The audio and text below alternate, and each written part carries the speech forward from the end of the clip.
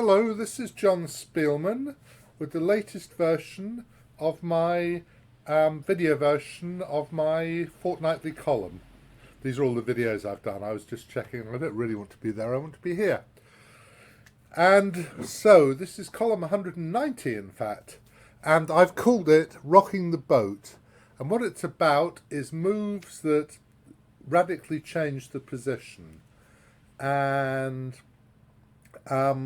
I've got a couple of recent examples, and then just some one's analogous to one of them, and then a couple of my games, so just with positions where there's a move you can play which definitely changes things. It doesn't even have to be a good move. The engines don't even have to like the move, but sometimes it's the best move in a human game just because you have to do it. Otherwise things aren't working out. And I started with a short but learned essay on move choice. So I said, when choosing a move during a game of chess, there will be a compromise between instinct and calculation. In reasonably clear positions, you may be able to rely on the form with just a few checks for blunders, but there are times when you need to go deeper into the position.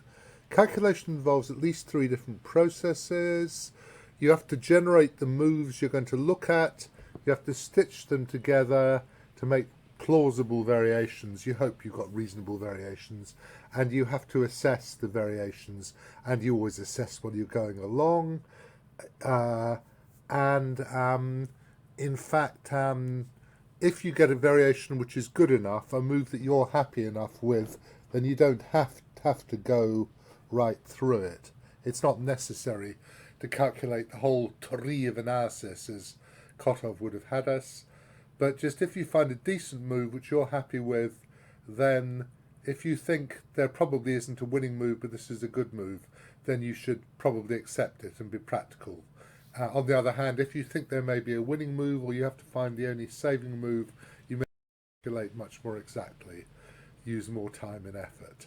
Anyway, so now I'm going to go to ChessBase itself and column 100. Let me remove that. And this is column 90. And I'm starting these 2 games. The first 2 games, one of the guys I teach very kindly sent them to me, and I thought, wow, these are lovely. This was in the first round of the European Championship, and it's a horrid opening trap, which I didn't know of. But then, you know, I'm not an E4 player, and I don't play the Sicilian, so why would I?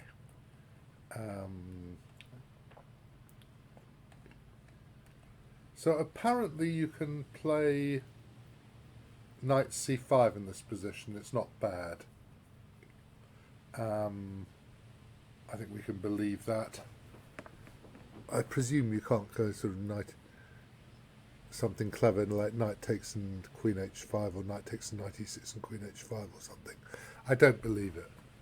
But your man played d5, which you could certainly see being played. c4 to undermine the knight, and e4 takes. And of course he took. And this has occurred maybe 25 times previously. And at some point, either a person or quite likely an engine went ping and said queen h5 is devastating. And I've been showing this to people, and if they can't find it, which sometimes they can, sometimes they can't, I've said, what would a 5-year-old play in this position if they just learned to play chess? They play queen h5 because they want to mate an f7, though they haven't got many bishops aimed at f7 at this moment. And this happens to win, really. If you go g6, queen e5, knight e4 takes, you get a position where you've got the exchange down for not enough, but you can maybe fight a bit as black. If the c-file wasn't open, it would be a fight, but given that the c-file is open, if you added pawns and, I don't know, c2 and b7 and let black not lose once, then it might be a reasonably playable position. I mean, it would be worse, of course, but you could fight. But as it is, with an open c-file as well, it's going to be lost, really. But, so your man played knight e4, as you would, knight takes e6. There are 2 moves here. There's g6 and there is queen b6. Those are the 2 sensible moves, I think. I don't think there's anything else really to trouble us, to trouble the scorers. Let's have a think. Knight f6 presumably loses for a number of reasons. I'm wondering how knight f6 does lose, actually. Oh, knight g5 check is going to be pretty... Sorry, knight takes queen check. What am I talking about? I'm having a complete brain fart. I apologise, humbly. So you can't do that. So you have to move the queen or play g6. G6, either way, you're going to play the move knight c7 check. You have to here because f2 is threatened. So I'll do the game first. The guy played queen c6, which is the natural move. Interestingly, when I fed this into an engine, I played rook e4 check, of course, bishop e7, rook takes, king takes, bishop f4, but then it points out that you can play queen d8, not queen d7, after which you get splatted, but queen d8, queen takes knight, king to there, and black is escaping and the game continues. White's certainly better, I mean, with a good pawn for the exchange, and it's not that clear, I suppose. You're going to go king g8, h6, and, you know, black is now got a reasonably secure position and can certainly fight. But you actually play bishop g5 first as the engine, which goes ping, informs you, and that basically finishes the game. There'll be some lines. I don't know if f5 is at all interesting. I haven't tried f5. If bishop e7 takes here, rook c1, rook c8, rook c4 wins easily, of course. By the way, if rook d8, well, you can go rook c6, or you can even go queen c6 if you want. Rook checks, rook takes rook, queen takes queen. How clever black has been, but then rook d8 check happens. So that's also possible. I'm just wondering in this position about f5. I'm going to stick f5, and I'm going to lazily ask an engine. It's not going to be very impressed by me. f5, queen takes f5, bishop e7. Well, knight e7, this doesn't make any sense, does it? Queen e4. And it's saying castles is the best you can do, which is not a big surprise. I mean, how are you going to play this position? It's ridiculous, really, isn't it? Obviously, you're attacking with a million pieces. So, I don't know, rook could try rook c8, but presumably rook c1 would blow the guys, all his bits off, really. So, yeah, rook c8 or rook d8, I don't know, rook c8, rook c1, I assume. Yeah, rook a c1 wins easily, of course. Okay, so that's that variation. He actually played queen c6 in this position. Rook takes here. Of course you take. It's a position where the initiative is everything. Sadly, you can't go queen e8. King f8 because of queen checks, queen to there, bishop to there check. So you have to go f6, check here, check here, check here, take. And the engine helpfully tells you that it's mate in 8 moves. The interesting thing is that this has happened at least 4 times, I think, if I go into reference. I've got 4 times in my database. There'll be other instances. I use TwickBase myself. Okay, what happened was this. Of course, with king takes bishop, rook g7 is mate at once. h3. And since it's actually checkmate next move, black resigned. So a lovely game, even though it had all been played before. So the only other question was about g6 here. Knight c7 check takes f5. But this really doesn't help. You take the rook. Bishop c5, say, take, bishop f4. And there are too many pieces attacking, or bishop d6. What happens, you can also go bishop d6, bishop h6. I mean, you just look at it, and how is black possibly going to survive this? I don't know if you could try queen c6 here, maybe? Is that a sensible thing to try to do? I suppose if we wanted to, we could just take and play f3, couldn't we? Like barbarians. And that would do perfectly well. So, very nice game. But as I was saying, actually, if you go to this position where Queen H5 was played, I've got in my database, which is not as big as Megabase, I think there are 20 instances of this or something. 22 instances of Queen H5. So it is well known by some people, this trap, but not by me. Second game is a game from the Swedish League. And I said I was kindly sent this by this guy. I teach, both are splendid. This is a Karo, two Swedish guys, I think. Is Tikkanen, is he also Swedish, I think, actually, despite the Finnish name. I think I play Rook D1, but he actually played take.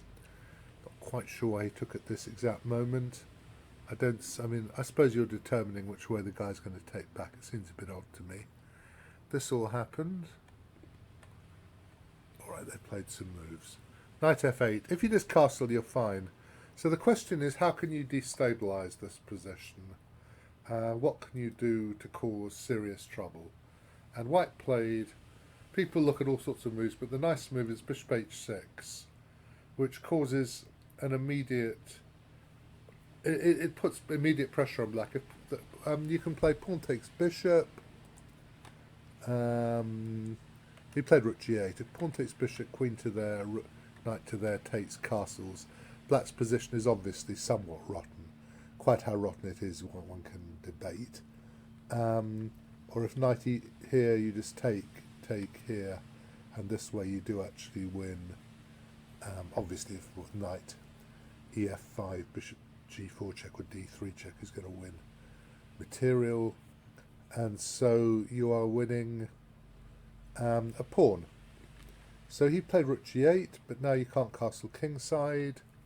Guy didn't play particularly well, I think, but it's not very good. Knight C5. He played B6, which I don't like much. I mean, I don't know why he didn't just castle. Maybe he just thought C4 was too much. I mean, putting the knight on A6 doesn't look like a great idea to me. 3 castles, Rook C1, taking aim. Well, Black's really got to try. I don't know if he could try King B7, but I presume he's not doing well. How bad is King B7 actually? Perhaps. Is there anything devastating? King B7, what are we going to do? I don't see an immediate. Just B4, the guy looks to go. Okay. That is not going to be fun, is it? Okay. So he actually went take, and then he played the move he wanted to play. I'm going to just kill this. So, notation, replay training. He played knight takes D4. So the question is, what can White do now? Obviously, if queen takes knight, you lose the queen. So you can look for other moves. And in fact, Stockfish prefers bishop B4 to the move White played, which was to jettison the queen, which is rather splendid. So now you go bishop H2 check, because you have to, you've got nothing else to do. And the problem is that there is now a threat of Rook C7 mate. And so something like Rook D7, you can play Rook C6 check and Rook takes Rook and Bishop somewhere, and you're obviously you should win, I assume. You also have Rook C7 check sometimes in some positions as well, after swapping rooks. But anyway, so he went Queen D6 check and the splendid Bishop F4. And the point of that is that if Queen takes F4, G3, Queen takes Bishop or Queen takes Rook, then Rook C7 mate, Rook takes that, and that is the end of the game. It's a very pretty line. Can you play Rook D7 here and try to fight? No, because of Rook takes pawn, and Rook takes Rook, and then pawn takes Queen, and you're 2 pieces up. So he played Queen takes E7, Rook takes pawn with check, King to there, Rook to there check. And here Black made a mistake. He needed... I'm going to put a diagram in actually. There should have been a diagram here. Here he needed to play King E6. When, if you you can win the you can win the exchange, but then it's not very good actually. Now you should probably play something like bishop f3, I assume. Bishop f3. But you've improved black's king. Because if you take on d8 and they recapture and you go back and they come in, then they're fighting really hard. I mean, my engine actually thinks black is slightly better here, as you can see. But after king e6, you just take the queen and bring your knight back. And 3 minor pieces are, with the 2, including the 2 bishops, are better than 2 rooks normally. For one thing, there are lots of ways that you can lose the exchange as black. You have to be very careful not to. So this is a clear advantage. I once lost a game, I think it was to Robert Hubner, was it to Hubner? Or was it to Kasim? It was one of the two, where, might have been Kasimjanov, where I played some nice combination, 1, 2 rooks for 3 pieces, and then realised that I was being completely splattered at the end of this. So that was just an error of judgment on my part in this case. Anyway, this is much better. But he went king e8, which is hopeless.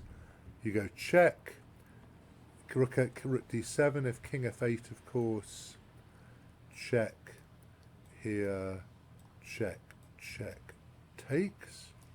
It's not very interesting. And then you play the excellent knight b8, reinforcing the pin. And here black played queen b4 and he resigned. And I mean, there's nothing much to say really. If queen f6, for instance, check here, check, wins the queen anyway. I don't know if you could try to go queen c5 and hope that after bishop takes rook, well, no, bishop takes rook and rook takes queen, the bishop's still protecting the knight. You're going to easily keep 3 pieces for a rook. So what happened was he resigned, because here black resigned, not waiting for... So wait a minute, we want to go take back, queen b4, and we want to promote variation here, take the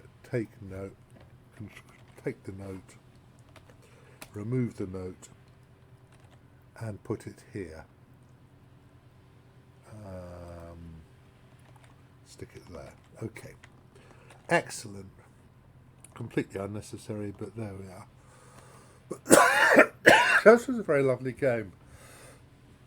And the move that turned the game was bishop h6. So I remembered a couple of games, an old game and a recent game where we had the same blow. This is a game of Walter Brown, famous game against Arthur Biscaya from a US championship, I assume, yeah. Okay.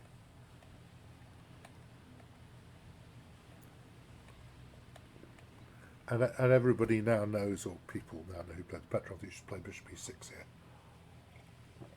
And okay, you might lose a pawn, but nothing terrible happens.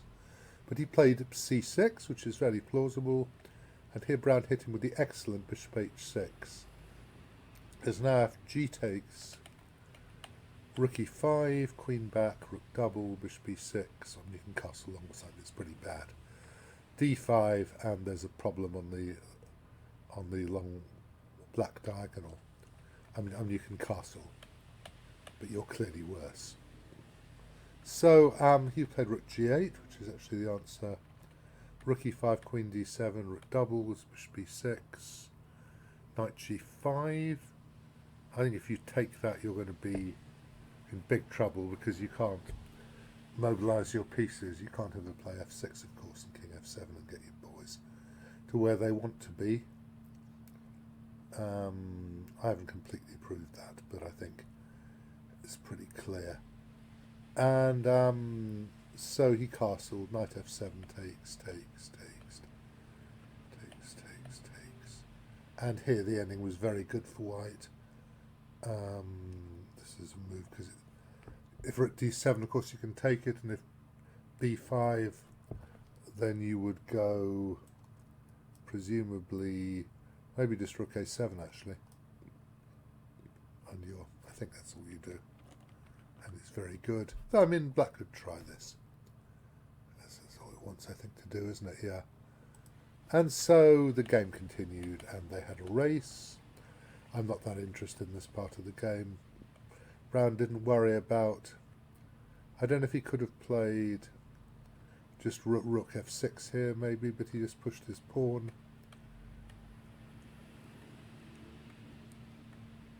And white won by a tempo, basically. You want to be on the b file because it's you're going to have more chance. Rook to there, to there, rook to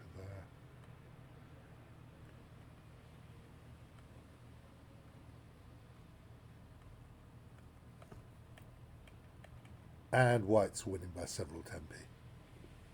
I think he resigned here. The king just isn't.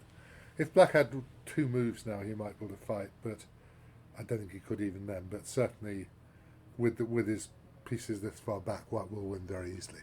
So that was one of them. And then there's this recent game between Wesley So and Jan-Christoph Duda, which was a Catalan. Sorry, I'm bashing through. There's lots of theory. D takes c7 is an attempt to avoid the main line of queen takes c4 b5. Was Yesipenko, of course, not Yesopenko. Tried against Duda later in the tournament. We can even spell against right, I suppose, while we're doing this. And Duda played bishop c, didn't play knight a5, which, I mean, I'd never seen this before, but knight a5, queen a3, rook c8, b4, pawn takes pawn, rook c5 is a thing. And he played bishop c5 and was slightly worse and drew this eventually against Yesipenko. So that was interesting. But what happened in this game, b5 is the main line, but cd4, knight d4, rook c8, knight to there, take here, here. Now you have to choose where to put your queen now as black. I don't know if you could maybe play h6 as well, might be a move. Then bishop g5 looks like it might be a nuisance. But I suppose also you can't castle for a while because of bishop h6. He played bishop c6 first, sorry. Rook d1, then now you have to choose where to put the queen. Excuse me, you have to play bishop c6 first.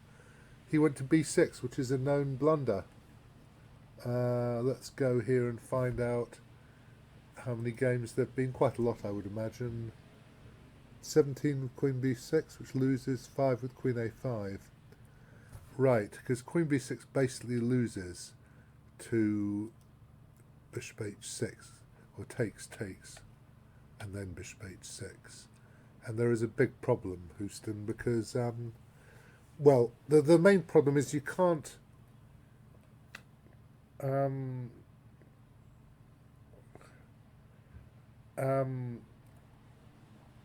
castle because of bishop g7, bishop f2, king g2 if you like, king takes, then queen g5 check, and everything goes remarkably pear-shaped. What you should do is to play queen a5. I mean, I didn't know this. I was watching the game and I thought, oh, he's got it wrong. Because the point about this is that now if bishop h6, you should go bishop g5. Actually, this is not fun for black at all. Rook c4. This is really unpleasant because if you play... Oh, can you go to in rook c8? Maybe. Maybe you need to go king g2 first.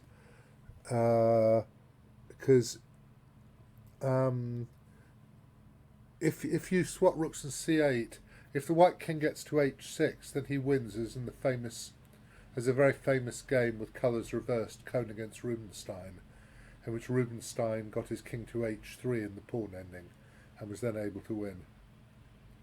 Now, I don't know, maybe you need to go king g2 first, actually, because then he can't play... now he can't play rook c8, because if take, king, h4, e8, h5, f8, 8, you get to h6. I think if he gets to g7 and can play h6, he's probably drawing. Well, he's close to drawing anyway. But if white gets in king h6, he should win. So this doesn't look much fun to me either, actually. But at least it does stop bishop h6, because if bishop h6 castles take, you play the intermezzo bishop f2 king takes, and because the queen is covering g5, this is perfectly playable for black. So he didn't know though, and he went to b6, and they did this, and poor Duda ended up playing bishop back to f8, and the rest was pretty ugly. I don't know if you could have tried it. It was awful. And this is terrible, because you can't free your pieces as black, and well, I gave the rest of the game, but it's not really very important. He did well to fight at all, actually. Yeah, he did manage to get here. At least he's fighting a little bit, but I mean, everybody knows the game's lost. With best play. Pretty clear, isn't it? I think. It's a good move. And he's managed to take the pawn in a safe way. And here, Duda resigned. So that was two more instances of bishop h6, which is a blow that doesn't occur very often, but is very powerful when it does. So the other two examples I've given are my own games, and really I just want to go to the critical position. This is a Caro-Kann against Nigel Short. The Caro-Kann, the knight d7 Caro, was my main opening against e4 at the time. Of course Nigel knew this, and he tended to go bishop b3 rather than bishop d3, I think. You can't take him d4 because of knight f3 to e5. And this is... You have to be careful as black, because your knight doesn't really want to be on b6. But this was a line, and I had prepared a new idea, a good new idea, I have to say, which was to play... I don't know if bishop f6. Presumably I was going to play knight f6, I suppose, and it'll be all right. Yeah, okay. I assume that's true. Queen f3. Yeah, I was just doing bishop takes f6, knight takes f6, queen f3, rook b8. Is that possible? I don't suppose it works. It's going to ask its Sublime Majesty while we're here. It's not giving it, no. Bishop takes, knight takes, queen f3, rook b8. And if check, sorry, no, if d takes, this is just bad. D takes c5. You can recapture, because if check, there's knight d7. So bishop f6 question mark. It's just a bad move. Okay, just a thought I had just now. But he played c4, I took, takes, and I went knight to there, which was my idea. And the question here is, what is the best move to destabilize the position?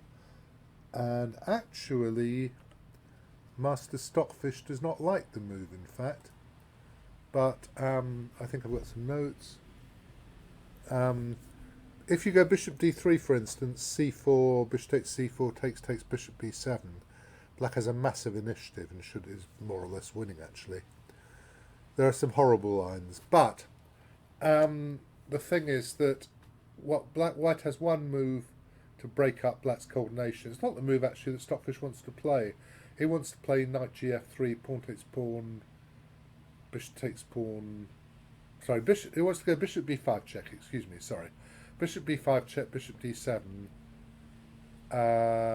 take on d7, knight b takes d7, knight gf3, pawn takes pawn, bishop takes pawn, and says it's about equal, which seems plausible. But it's much better than black normally gets in a Caro-Kann this early on, so I would have been very happy. But he played b4, which is the move I was frightened of. Now pawn takes pawn, knight b3, queen a3 is obviously pretty scary. I mean, remember we didn't really have engines at this point, so I couldn't analyse this that well, and I was scared I might lose my queen in a bad day with an adverse wind. I had seen this when I prepared, actually I had prepared this line. So now he gains a huge tempo to defend his bishop, and now he can get his pieces out. He took, actually. Not sure that's right. And actually Stockfish is not impressed. It's interesting. Castles, and here I should have played... I played rook d8. I should have gone take, queen a4. because this, although it takes 2 tempi to get castled, white can't actually do anything with those 2 tempi, because he needs to spend 1 tempo getting his rook sorted out. So that's completely, well, it certainly wasn't obvious to me at the time, that you can play, I don't know what he wants to play, maybe knight b3 and rook a5 and knight d4 or something. But if I get in bishop g7 and castles, then as long as I don't lose immediately, then obviously I'm going to be doing perfectly well. I'm going to be a pawn up with safeish king, the bishop, and a nice bishop. But I didn't realise this. I played rook d8, which I thought was a good move. I think I thought a long time about this. You know, I try not to think too long in games, but at this point it was necessary. Knight e4, bishop b7 takes. I thought f5 would be horrible. I have to say, I thought this would be absolutely disgusting. But its sublime majesty says that this position is still playable for black. It just looked foul to me because it's so discoordinated. I know you've got possibly enough material, but I thought I'd lose this. So I didn't do that. I played king f8, rook to there, f5. And here Nigel thought a long time and played knight g3. Neither of us, either during the game or the post-mortem, saw the winning move, which is the beautiful knight c5. Knight c5. 2 exclams. Bishop takes knight c6. Bad luck. So easy to miss things like this, I would say. You can't go bishop takes knight because of, well, rook takes rook, really, can you? I think that's, if king g7, queen e5, yeah, so no, you can't do it. And you just take, and you're winning. So, I mean, okay, black tries to play chess, but I mean, after bishop e7, there'd be a great temptation just to play knight e6 check and to blow my head off, and it would actually blow my head off. So he didn't see that, actually, which, I mean, you know, okay, we're human. Chess is really difficult. Why is there not a diagram here? There should be a diagram.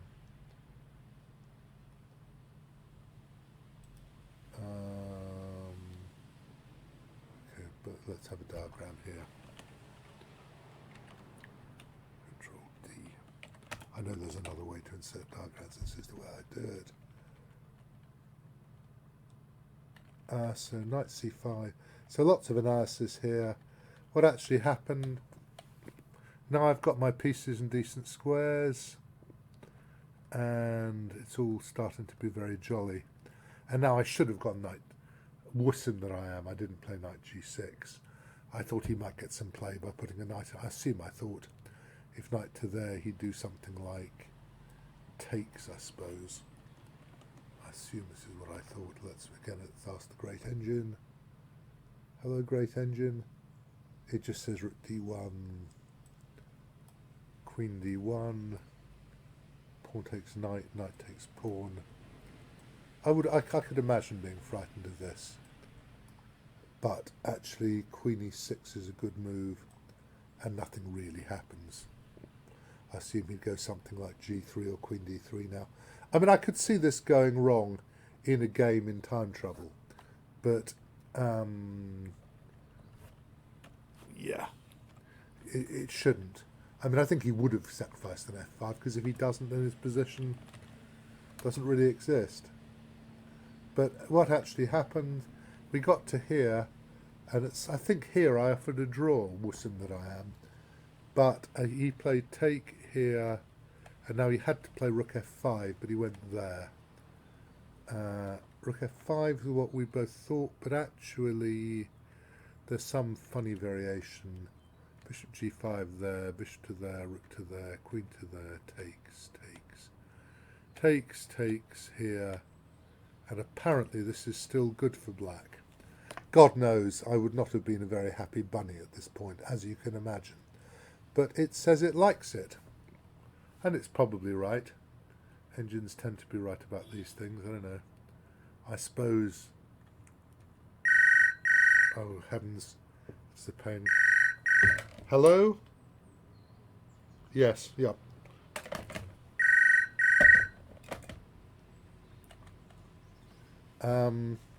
Sorry, that's not going to get edited out, is it? I will call her in a minute because we'll soon be finished. So what happened was he went, and that was the end of that. Right. And there's one more game I have, which is this game with Peter Biasis.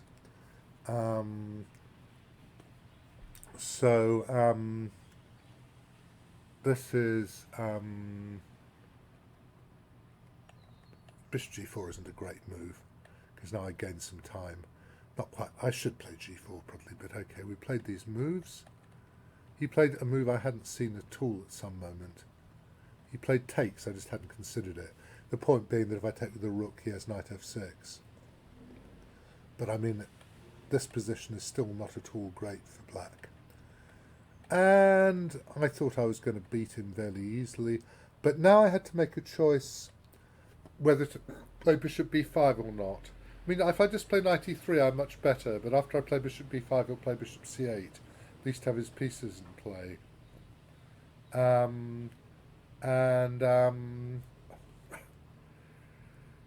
I played bishop b5, which is a maximalist move, and a mistake. Well, it's good actually, but it's a mistake because now if he goes bishop c8, his rook's out of the game. And he played this great move, knight f5, which actually doesn't work, but it doesn't matter. It's a wonderful move. I had to take it. I can't play bishop takes bishop because of knight d4. Take e4.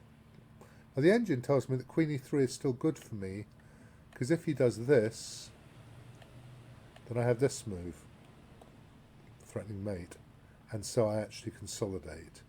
But God knows that's not easy to see, I think. I don't know if he can go rook g2 first, maybe. I mean, basically it should be good for white, but it's very difficult.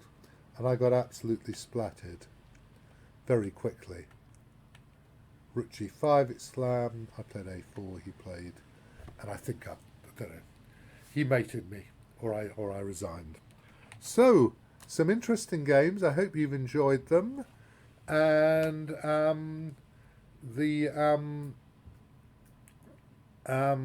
and I will see you in a fortnight. Will it, or will it be 3 weeks? Will it be 3 weeks?